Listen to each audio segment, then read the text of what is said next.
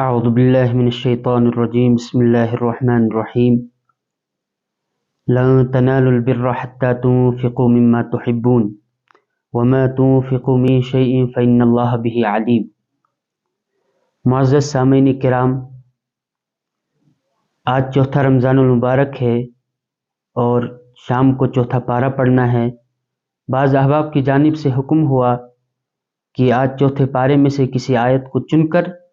آپ کے سامنے چند معروضات پیش کی جائیں، تو میں نے ان کے حکم کی تعمیل کی اور اس نیت سے کہ شاید کسی کو ہماری بات کا فائدہ ہو، میں آپ کے سامنے حاضر ہوا تاکہ چند باتیں آپ کے سامنے رکھ سکوں۔ اور چوتھے پارے میں سے میں نے جس آیت کا انتخاب کیا ہے وہ چوتھے پارے کی پہلی آیت ہے، جس میں اللہ رب ذوالجلال نے انفاق فی سبیل اللہ کی ترغیب دی ہے۔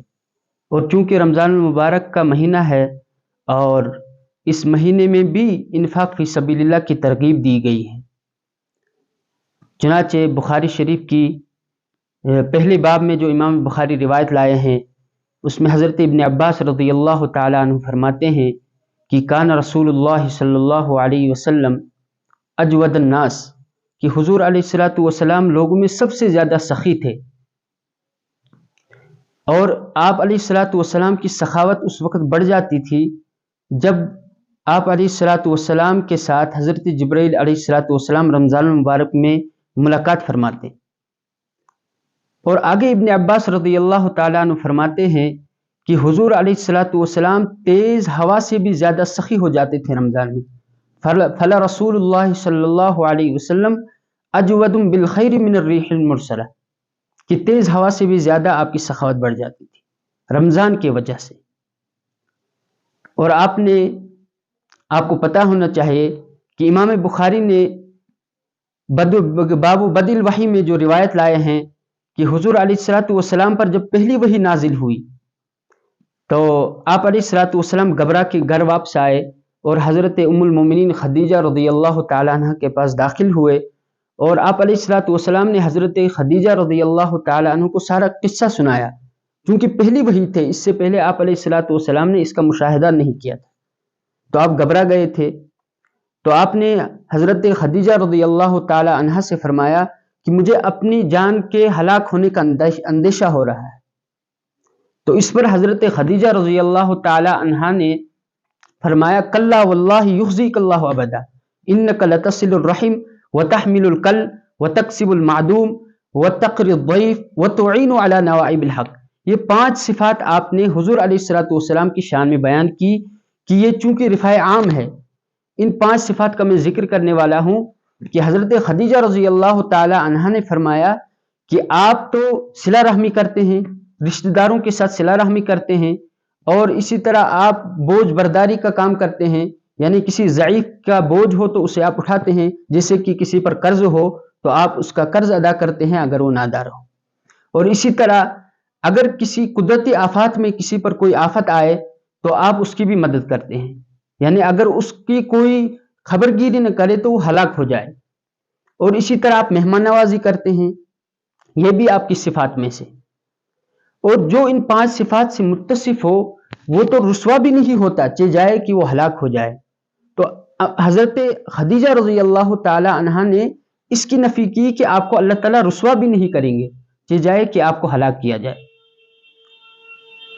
بتانے کا مقصد یہ ہے کہ جس آیت کا میں نے انتخاب کیا ہے اس میں انفاق فی سبیل اللہ کی ترغیب دی گئی ہے، اور میں نے جو یہ 5 صفات بیان کی ہے ان میں چونکہ رفاع عام کا کام ہے، اور حدیث پاک میں آتا ہے کہ ان صدقۃ تطفئ غضب الرب، کہ صدقہ کرنا چاہے وہ نفلی صدقہ ہو یا فرضی صدقہ ہو،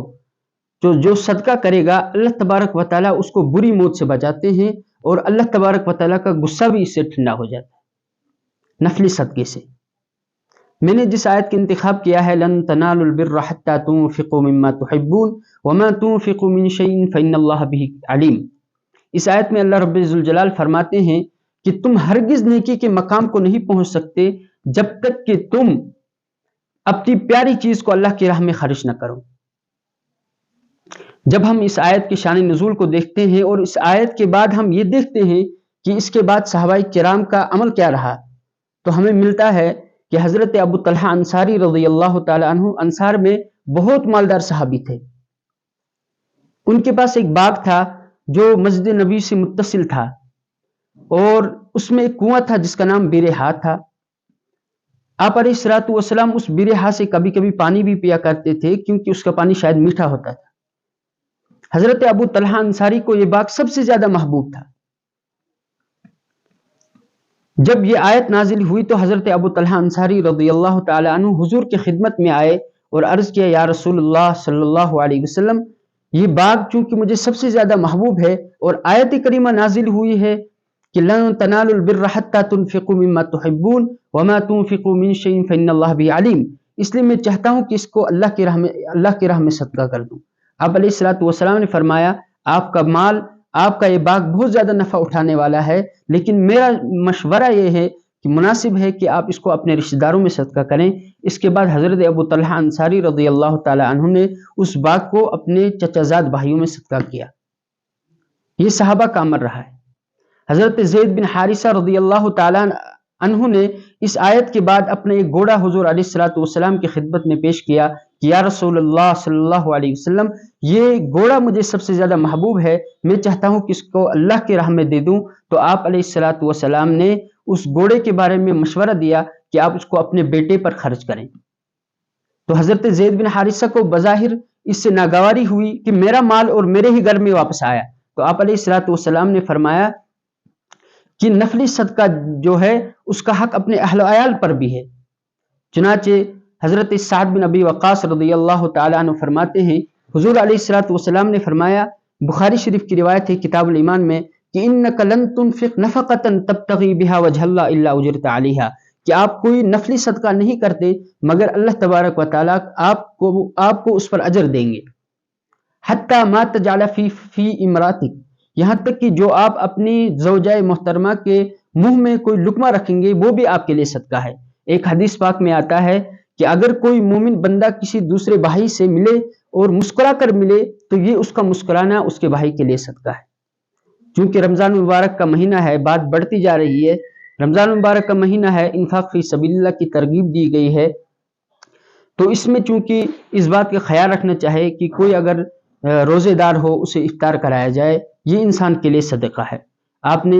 سنا ہوگا کہ حضور علیہ الصلوۃ حضرت سلمان فارسی رضی اللہ تعالیٰ عنہ کی طویل حدیث ہے کہ ماہ شعبان کے آخر میں حضور علیہ الصلوۃ والسلام بیان فرماتے تھے اور خطبہ دیا کرتے تھے. اس میں جو آپ نے جو چیزیں بیان فرمائی ہے اس میں ایک چیز یہ ہے، وَشَهْرٌ يُزَادُ فِيهِ رِزْقُ الْمُؤْمِنِ، کہ یہ ایسا مہینہ ہے جس میں مومن کے رزق کو بڑھا دیا جاتا ہے. پھر آگے فرمایا آپ علیہ الصلوۃ والسلام نے، من فطر فیہ صائمن، جو کوئی اس میں کسی روزے دار کو افطار کرائے گا، کان لہ مغفرۃ لذنوبہ، یہ دوسرے کو افطار کرانا اس کے لیے اس کے گناہوں کے معافی کا سبب ہوگا اور اس کے لیے جہنم کی خلاصی کا ذریعہ ہوگا. وعتق رقبتہ من النار، اس سے جہنم سے آزادی ملے گی. اور یہ بھی آپ علیہ الصلوۃ والسلام نے فرمایا کہ جو کسی روزے دار کو کھلائے گا اللہ تبارک و تعالی اس کو اس روزے دار کے برابر اجر دیں گے. اور یہ نہیں کہ اس روزے دار کو کچھ کمی ہوگی بلکہ روزے دار کا اجر بھی باقی رہے گا اور اس کے اجر کے بقدر روزے کا افطار کرانے والے کو بھی ملے گا، یعنی دونوں کو ملے گا. چنانچہ